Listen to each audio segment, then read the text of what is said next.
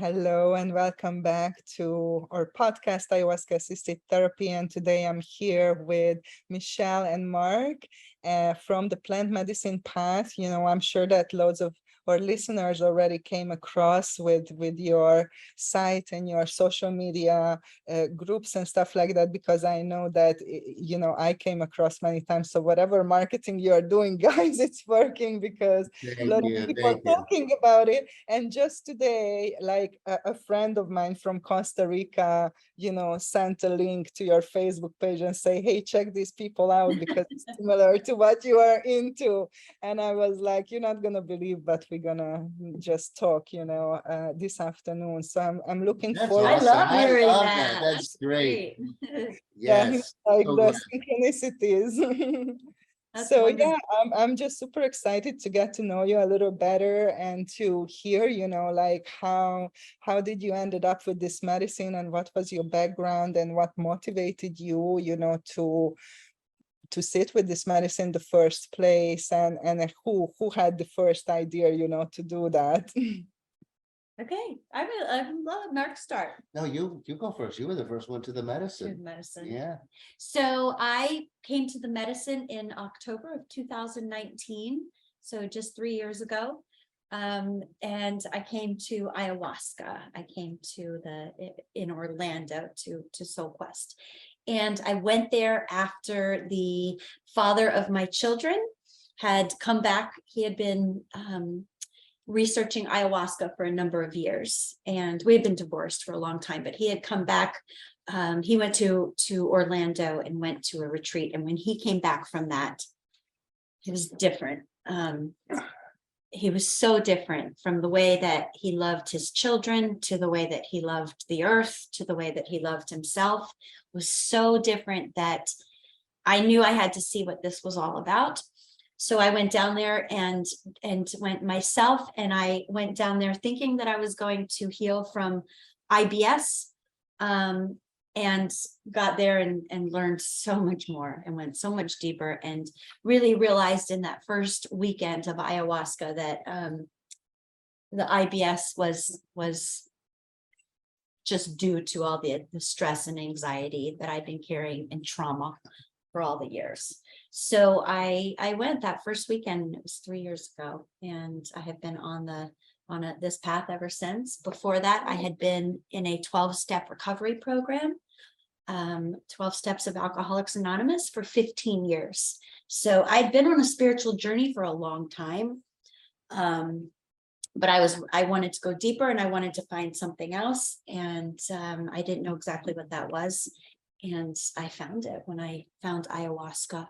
I found healing from a lot of things. It wasn't just the IBS. The IBS was just a symptom of what was going on, years of trauma that I hadn't healed yet. So that was Wow. the beginning. So much to unpack here, and thank you for sharing your journey with the 12 steps as well. And I know a lot of people who are in the program, and the Friends of Bill, and I know that a lot of people interpret their kind of like standard of care that they cannot touch any substances. So a lot of people from that community, I think, has a resistance towards plant medicine because of obviously the addiction side of it. So how was that with you? Like, did you have an initial resistance, or how did you kind of overcome that kind of programming that you get in AA in terms of just stay away from these kind of substances? Yeah. So that's a great question. The truth is when I went into AA, I was going to find a different way to live my life. I came from a mother who was an alcoholic and a drug addict her whole life. And she was so tormented that she tormented everybody else around her until she took her own life 7 years ago. And I knew that I didn't want to become that. So I decided to join that program all those years ago. And I found it. I found a different way to live my life, and I found amazing people. I found beautiful teachers. I found amazing things. But after 15 years, I started to feel like just what you said, this is programming. And I don't really want to keep doing this for the rest of my life. There's more, there's got to be more. I just felt like there's got to be more. And I didn't know what that was. I really didn't know what that was. Now I do. I understand it differently. So I had actually stopped going to that program, to meetings, for about 3 years before I came into plant medicines. And here I've been told during that whole time for 15 years that if I didn't go to AA meetings, I was gonna, not be able to live my life the way I wanted. And that just wasn't true. Wasn't true. And the first time that I went and did ayahuasca, Dr. Scott Irwin said to a huge group of people, he said, total recovery is possible. You don't have to go your whole life saying that, I'm an alcoholic and keep going to these. Once you heal, really heal at a cellular level, it's gone. It's gone. So the addiction is gone. I don't need to add anything to fulfill myself. It's gone. So I didn't have to face that resistance when I went because I'd stopped going. Yeah, I still have a lot of friends. Yeah, I still have a ton of friends back home in my AA group. There's a lot of resistance as to what I'm doing, but there's also now a lot of acceptance and a lot of people that are coming forward and working with this medicine because they see that it's you can do psychedelics and be in recovery at the same time. Oh, thank you so much for sharing about that. It so resonates with me, what you just said about healing. And I'm curious how your understanding of healing changed, before and after ayahuasca, because I truly believe, what you said, that you can heal anything. And then I know certainly people who healed the root of their addiction, and then they were able to have like a glass of wine if they wanted or not, and the compulsion was not there anymore. And we often talk about Gabor Mate and his research in terms of addiction and trauma, right, and then recovery, and especially plant medicines. So basically, if you uproot and heal the trauma, then there will be no more need for the addictive behavior, right? And with all the respect for the 12-step program, understanding that not everybody is ready to do that in this lifetime, and the program has just, so many fantastic advantages, and the community and the support, and it does work, as we've seen, because we have history. But yeah, definitely for people who are thinking to go beyond and who are feeling that they are ready and open to the next step, I think this can be something that they can follow. So your understanding of healing, can you say about that? How did it change before you started to work with the medicine, and what you think healing is today, and how your healing journey is unfolding? Absolutely. So I guess the best way I can describe it would be, again, to reference my mother and her suicide. I thought I had been in the 12-step program for years when she had taken her life. And so I had this incredible support system and all of these tools to work my way through that. And so I thought that I had healed from that because I'd done all this work in a 12-step program. And so I thought that that's what healing looked like, was acceptance, trying to be present with the situation, forgiveness of her, of myself. I thought that this is what it looks like. When I went and did ayahuasca for the first time, that first weekend that I went there, Mother Aya showed me my mother's pain and trauma, and it was big and deep and dark, and I knew it my whole life. We all knew, but I actually saw it. And then I was also shown her father's pain, which is where all of her torture came from. And I was shown it in a way that I don't have words for, but anyone that's done ayahuasca can understand. And I came out of that experience with a different understanding of healing. It was so much deeper. I understood completely what she had gone through, and I had this empathy and understanding, and all of a sudden I had it for her and for him, and it was just done. I mean, it was like, I don't know how else to explain it. It was just gone, and it was just light. And I was able to finally be at peace with her for the first time in 50 years. So that was true healing for me, that it was gone. It was gone. Wow. It was different than I thought was healed before. Yeah, thank you. It reminds me of what you said of one of my clients said is that she thought she had an eating disorder, and she said that she thought that the best option for her is to learn to manage the situation to the best of her ability, so it doesn't, it's not destructive, and she can live like a normal life. And then, once she worked with the medicine, that's exactly how she described that it is just not there. There is nothing to control or to keep in check or to suppress or to monitor or to, whatever. It was just gone, and I think that's a good description, even though the words doesn't give back the feeling of the relief and the peace, right, that you were describing as well.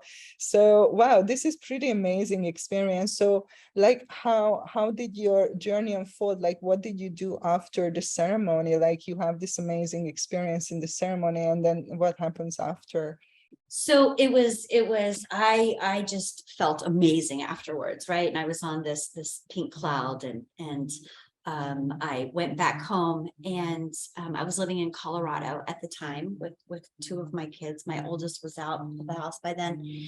And I had been a lifelong cigarette smoker.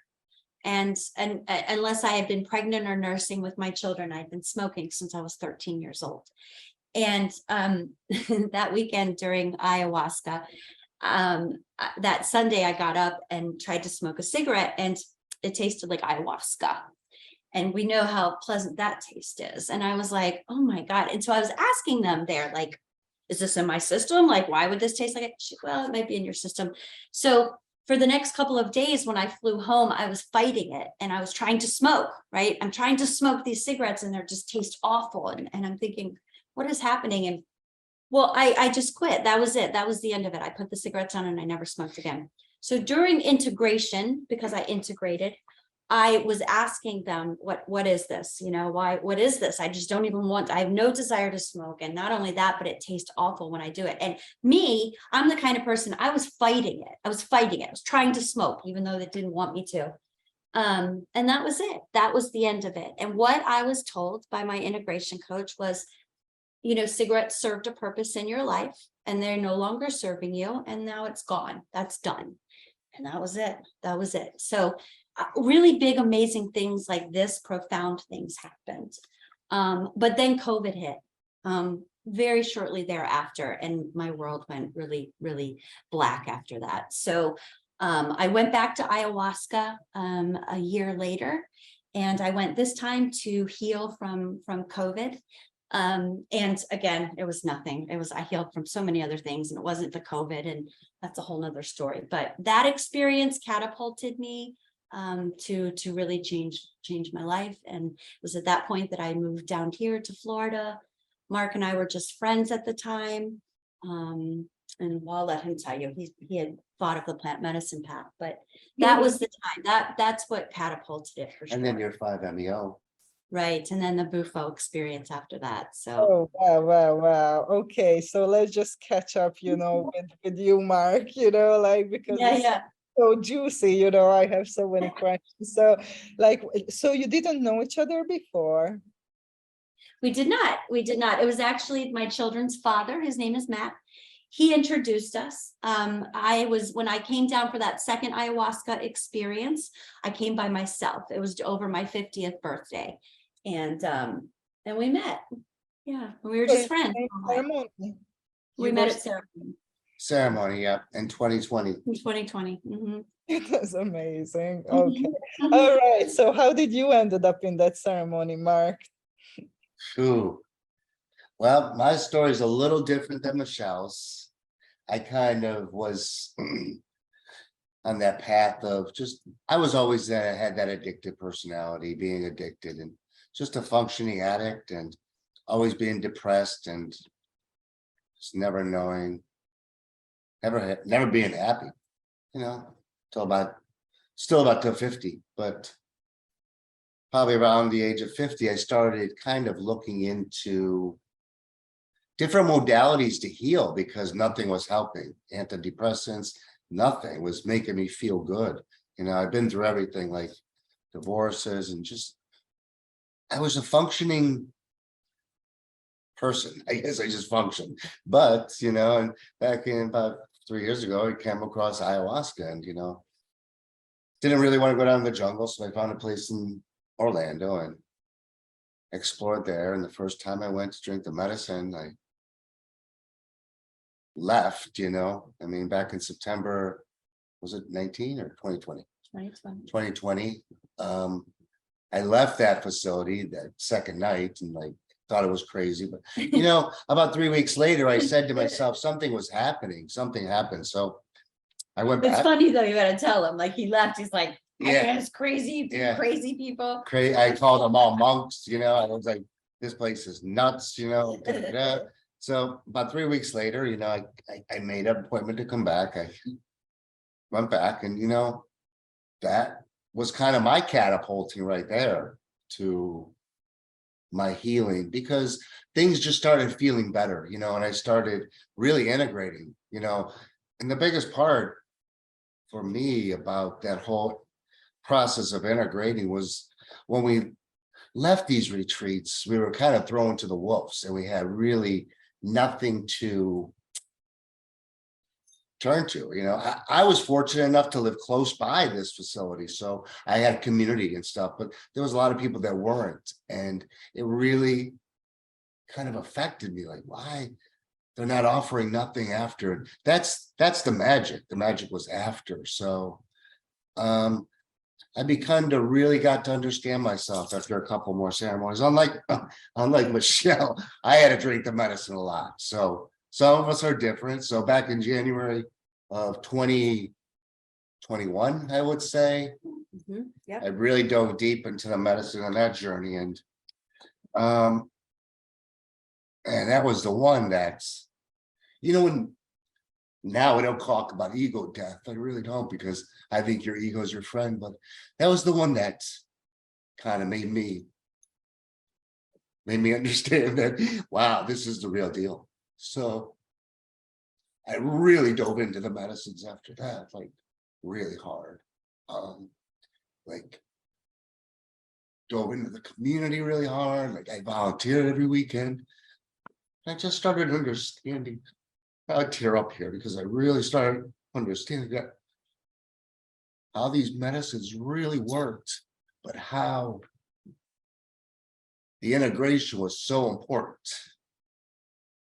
And, you know, when I left that first experience, my second experience back in 2020, before I was 2021, I bought this website. You know, it's so silly at the time. I was like, well, I'm gonna buy this website called the Plant Medicine Path. The domain. The domain. I bought this domain.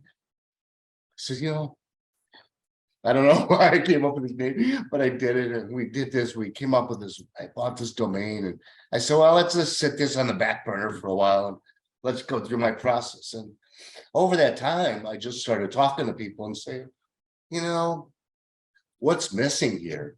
And I started probably figuring out what's missing. Like we were missing community and integration. And so I just started putting things together and talking to people and reaching out because I'm this projector of human design. So, you know, I kind of started reaching out to everybody and just putting this thing together and being I met Michelle at that ceremony in 2021 in January, and we were really great friends. I mean, she was in Colorado and I was here. Really, really great friends. We talk every day. And, you know, she moved here and like a little bit after that, maybe 6 months after she came here, and she was asked her to move in, and we were still friends, and we just from there we just really connected, and it was like it was a beautiful thing. It was just that connection was there, that friendship, that everything that you're always looking for, because I think we're looking for that soulmate, and she's the soulmate, and just things just really fell in place. And I just really truly believe these medicines. I believe them in kind of a way that I want to introduce them to people and bring people to them. And that's what this platform, that's why we created this platform, for people to understand these medicines. And we'll talk about this a little bit more, how I feel about some of these things and not some of these things, because I think everybody's approach to these medicines can be a little different, whatever gets you there. But the medicine's the catalyst, the integration is where the magic happens. Absolutely. And people who listen to my podcast, they already know this, because that's kind of my focus all the time. But yeah, tell us what you mean by integration, and how did your integration look like? Because now people hear these words, and I think people have very different ideas, and I mean, it can look in many different ways. Of course, Right. It can. I mean, our integration looked different. Integration to me was a mess in the beginning. It was just a mess. It was like, okay, and I see it now when I see people that are on this path, new, old, and that don't integrate. It's just a process of really going into yourself and finding those little core issues, and just keep going deeper and deeper. I mean, start at like one age, and reactions. I guess once you react to something, you find out why you're reacting to that situation. And then you take that situation, this is how I did it. And I would say, why is that bothering me? At what age would that bother me? Maybe it would start at 24. My ex-wife pissed me off. But then I even have to go deeper than that to say, wait, that even bothered me before then. So a lot of my stuff was really inner child work, deep inner child. And the brunt of mine was brutal bullying when I was in 7th and 8th grade. I mean, it was just, that's where my nugget of trauma came. But man, there was trauma way before that. So, and my integration, how I integrated, I guess, not even I guess, it was just a process of really a few things: setting boundaries, being selfish, and sitting with myself. And those kind of just all work together, after a while. But setting boundaries is really important, because if I didn't do them, I wouldn't integrate. So. And did you have like a therapist who you went Yes. to, Yeah. and then groups as well and stuff? Or Actually, that's where I think I become really fortunate, because I did have a very good group that I went to. I jumped into one-on-one, and I really jumped into the community. And, some great things about the community, just diving into these communities are really important, because we all have, you have to have this community, what you're kind of focused on or what you're kind of into. You have to have that community to understand your words. Sometimes I don't like to call these two, I like to call this the 3D, but in the 3D we don't approach things as we do in this community. Our words are a lot different. We're able to speak easier in this community than we are in the 3D. And that became really apparent to me in the very beginning. And that was really important, to be able to speak those things. And yeah, that was probably the best part about integration, is just speaking what's on your mind when you can. What about you, Michelle? What was like the most helpful for you in your integration?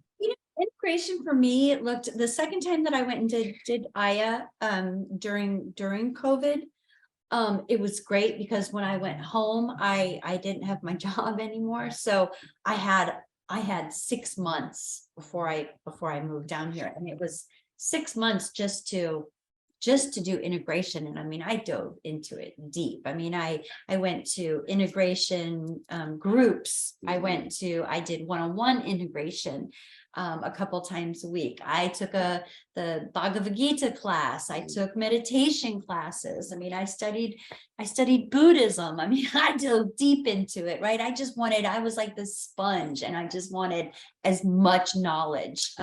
Meditation, Dr. Joe. I mean, you name it. I wanted it. I was thirsty for knowledge.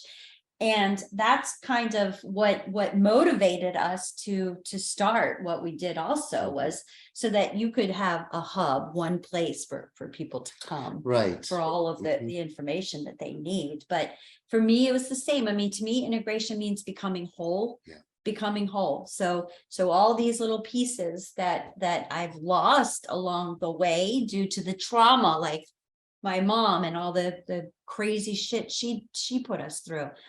Those are all pieces, and I got them all back through integration, and was able to. I mean, I'm not done. It's a lifetime of work. Right. It's a lifetime. It's Mhm. not finished. And actually, I was saying to Mark the other day, like, the further along I get down this road, the more work I realize I have to do. Yeah.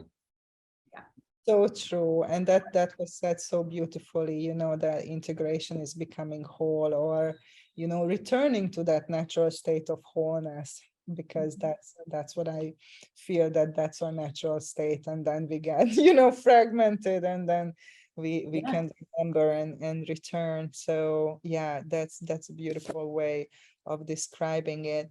So you know, so what is your vision with the plant medicine path? First of all, is it for all plant medicine? You mentioned also Bufo, there's some animal medicine, there's the, like, or is it focusing on something in particular? And I what think- is Mhm. I think, like, you know, I think that's a great word just to say for the whole ecology of the plant medicines. I know it includes the bufo, the toad, and Campbell, but I think it's medicines. earth medicines. Mhm. And I like the reference that people refer to these as plant medicines. So I think the plant medicine was just a perfect example. It's a lot easier than saying entheogens. You know, that's such a difficult word. So, And it's really just a platform that we have created for people to come for ethical information, education, and integration of plant medicines and their therapies. And that means the actual medicines, the actual plant medicines, and it also means other modalities of healing that are natural. There's sound healing, there's meditation, there's so much. yeah, we definitely feel that way. That, I mean, these medicines are catalysts. I mean, I'll talk about Bufo or Campbell, or I mean, Aboga has been the one on my mind for the last few months, how amazing this medicine is. So I think they Psilocybin, all, psilocybin, I mean, game changer. game changer. Microdosing it, macrodosing it. The education needs to be out there for these medicines. 1000%. We I always put on our posts in the Plant Medicine Path, our Facebook group, that, you know, rethink what you know, because that's it. We're taught one thing and it's not true. It's programming and it's not true. You know, kind of like the AA or any programs, 12-step programs. You know, you're taught if you're going to take a mind-altering substance, then whoa, we're going off track here. And I It's love not true. ayahuasca. I think the Mother Ayahuasca was a beautiful medicine.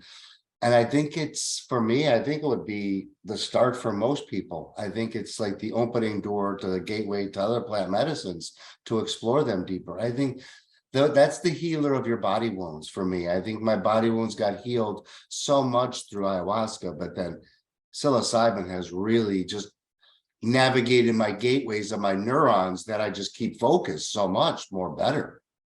It's amazing.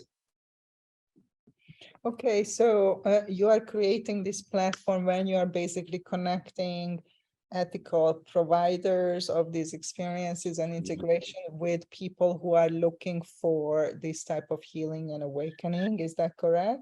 Correct. What we like to do, Nina, and here's what we kind of want to see how this whole encompasses. So say you have a guest and the guest wants to go to a retreat and the guest wants to do pre-integration. So we'll have a plethora of integration coaches that they can utilize, or they can utilize the platform, which is going to have workshops on it, etc., and so on, or the Facebook group, which is about 7,000 strong right now. So there's all the information there before their journey, whatever they want to do. Now they go on their journey.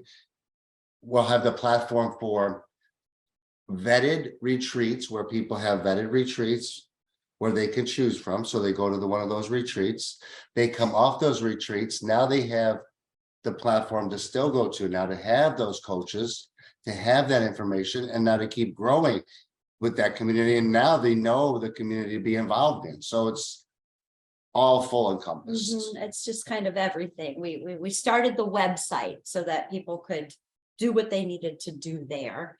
And then we started the social media so that we could gather everybody and bring them to the website.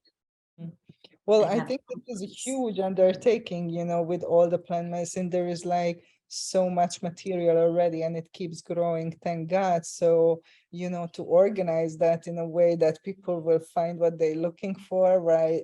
That would be an amazing idea, I think, but it's also huge work. Well, that's why we Huge. need people like you yes. to help us. And this is a collaboration of the minds. And you know what, as we move through this in the last year, the right people have come aboard and the right people have fallen off.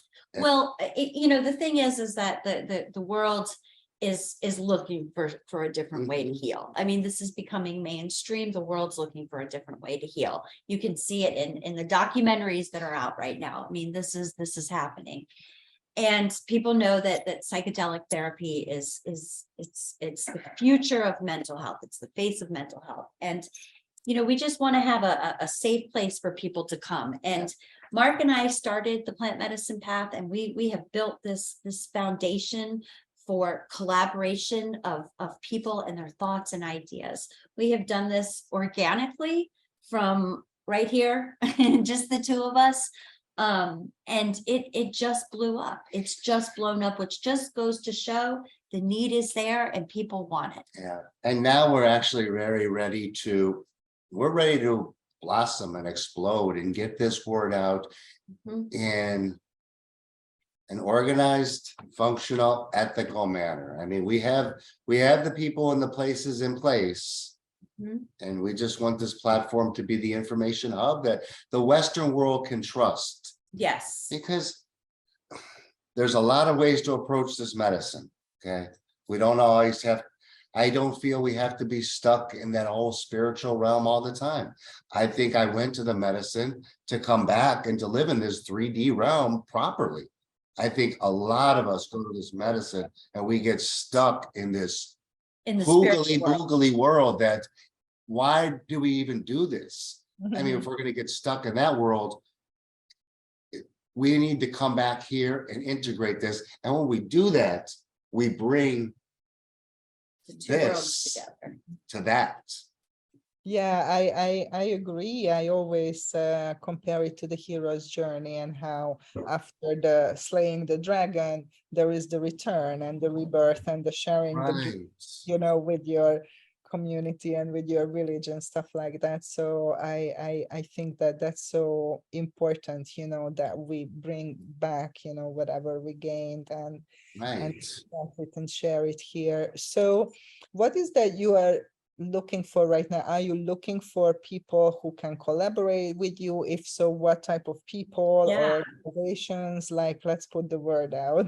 Absolutely. So the Plant Medicine Path, our website, some people get confused and think it's just our Facebook group, but it's our website, and the Facebook group is the community. But the website is where the information is. And the Facebook page, the group, the website is the business. I guess, the business. Yes, so it's live now. We have got retreats on there. We're adding more every day. We've got coaches. We have 17 of them right now.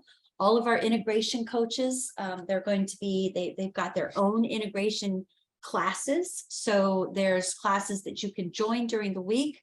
We've got 3 right now. We'll have a schedule out with lots more very soon. But And free these are free. integration. These are free classes. So now these people are being able to come to these classes during the week for free, and hopefully we'll have 17 to 20 of them. So it gives Different people kinds. opportunities, right? Hey, the recovery in psychedelics, women, men, I mean, all different kinds of groups. And then the coaches, you can book them directly on the website as well. And something amazing I think we're doing, and I think this is going to be a game changer for this community, is the psychedelic Sundays. Now, psychedelic Sundays, we're going to try to, we want to take what other platforms have done, but take it in a bigger realm and have kind of like a place where we go every weekend, say a retreat or a spot we go to every weekend, and we talk about a different healing ailment, modality, like inner child healing, maybe one weekend, or depression, or we talk about human design. But every week, Sunday, there'll be a different healing modality to talk about, and a different retreat, like a 15-minute snippet. You'll walk on your retreat center, you'll tell everybody what it's about, you'll introduce everybody, and then we'll cut off, and then we'll just talk to maybe a physician about inner child healing, and then maybe cut off, and then we'll talk to somebody about we have it organized very well, but it's going to be an hour-long psychedelic Sunday. Every Sunday it's going to be from a different retreat with a different healing modality. So this is the way, I'll just read this real quick. It says, and this is so Dr. Scott, who you know, he is Scott Irwin. He's going to be doing he is coming from the Temple of the Sacred Plants, which we started at the same time that we started the website, and he's going to be leading this through that. And this is the way he wrote it, which really he wrote it beautifully. Psychedelic Sundays program that is starting in December is a weekly broadcast providing public education and cultural understanding of the responsible use of psychedelics and other plant medicines. Each week, our community joins together to learn more about the emerging psychedelic movement that respects education, psychedelic justice, science, and the protection of sacred plants and indigenous cultural traditions. That's about it in a nutshell. So much better than Yes. this, but it'll be weekly. It's going to start next month, and it is going to be incredible. It's going to be another amazing place for community and for people to see these retreats, boots on the ground. And I think what it does for me, and I think Michelle, I think instead of getting these larger retreats out there that cater to 75, 100 people, that now we catering to the 15, the 12, the 15, the smaller, ethical, intimate retreats where this started to come from. We all know the bigger retreats that are charging thousands and thousands. People don't have this, but people can afford a few $100s with a plane ticket to go down to Costa Rica or go to Mexico for a healing weekend for $800-900. We have some beautiful retreats in South America as well as the United States and all over. And Mexico too. And Mexico. Yes, wonderful. That sounds so good. So you are like, it makes me excited, to listen to you guys. And yeah, so what would be like a message that you would like to share with the world right now, and all the people who are going to be listening that you really feel you want to put out there? So I'll go first. I would just say that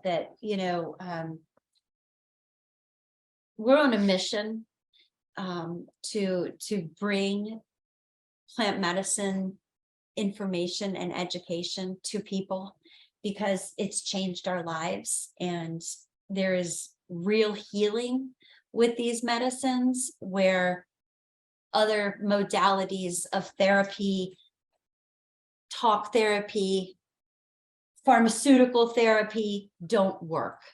And we're on a mission to connect people who need the healing, which is everybody, and people who perform the healing. So we're here to help. And, for the people who are looking to get their gifts out there, call us. I mean, we've built this platform for you. So. Yep. And there's a reason, my message is there's a reason Schedule 1 plant medicines are illegal, because they work.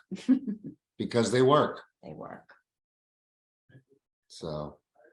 Thank you. Yeah, that's well said. So we're gonna share your availability, like theplantmedicinepath.com, your website, correct? And Yep. the Plant Medicine Path on Facebook as well. So let's join the Facebook group, and I assume you can sign up for a newsletter or something like that. Yes, right? definitely. Yeah, absolutely. We offer all kinds of things on the Facebook page, all kinds of support. We do Facebook Lives just like this. We do podcasts with members of the community from all over. We offer all kinds of things on the Facebook page. So What we're really looking Absolutely. for, I think what we're missing on right now is workshops. If people have workshops to offer out there, a paid workshops or anything, that's something we're really missing. That we have space we'd for it. love to put it out there, space, You have- and more ethical retreats, a little bit more, but those will come in time, because we have a little bit of a process for that. If you want to talk about that for a minute. Yeah, do please. Do that on Yeah, our tell them. retreats. So, if we have a referral system, so people that we know well as a referral system, but otherwise we have got a vetting system, and now we actually have an ambassador, a couple of them for the Plant Medicine Path, who will and are going to these retreats. And, there's a system as to what We if have they're meeting all the scorecard. things, right, like a scorecard to make sure that it's safe and Do ethical. you share your criteria on your website or somewhere where people can see that? What does that mean that you vet a place? This means that they adhere to this and this and this and that? Yeah, Or that is really good. That is because that's something that we just incorporating. So I love that. Yeah. That's perfect. Yeah, and here's the thing is we are really at infancy stages with all of this. I mean, it's only been a year and a couple of months. And the that we medicine's started in this. infancy stages. It is. So we are here to build this with everyone else. So ideas and thoughts, and we can't do this by ourselves. So that is a great idea. Another thing that we're throwing around is some kind of volunteer system. So people that are going to a retreat, like let's say somebody comes down to Mexico and goes to retreat, they're going to go through that vetting process, right? Like our ambassador would. And so maybe they'll get some kind of discount, or we're really working on different programs to help people. We'd like more people to go to more retreats, eventually have a lot of these people, especially going through the website and saying, yeah, I'll do that. And kind of grading these retreats as they go through with real authentic reviews and not Google reviews, because Google reviews are real a reviews. bunch of crap. So And there'll be people on Psychedelic Sundays where boots on the ground, really, oh, I'm here at this retreat, I'm at my first ayahuasca, this is this. So people will be able to see, because before I went to my first ayahuasca retreat, I mean, I was combing YouTube for videos, thousands of them, or thousands of hours. Like, you just want to see, what is it? So we're trying to make that easy for people. that's it right there. wonderful, lots of good ideas. So big shout out to everybody who is listening out there, and you feel the calling to collaborate on any of these things, We'll be at info@theplantmedicinepath.com or theplantmedicinepath.com. Go to the website, and then you can find us on Facebook and all the social media outlets. Wonderful. Well, thank you for all the good work that you are doing. And I'm sure that you're going to be on the podcast again, and we are cooking up some good projects in the background that we're going to tell you all about it. So stay tuned for the next episode. And thank you for being here. Thank you. Thank you so Nina. much, Nina. We appreciate you. You and I met quite a while back, and I'm glad that we finally get to do this, and we're grateful. Thank you so much. Oh, thank you. Thank you, Michelle. Thank you, Mark. Thanks. Okay.